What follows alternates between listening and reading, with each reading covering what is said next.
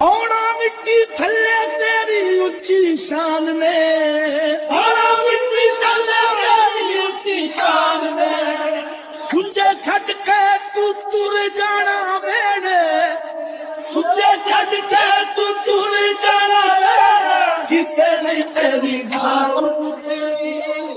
कोल नहीं रखना भैन परावा पल विच जा दफनाउणा फुर जाना तेनू सब ने छड़ बहुता चिर नहीं लाउणा मुक जाने सब चेड़े तेरे हेठ मिट्टी जद आउणा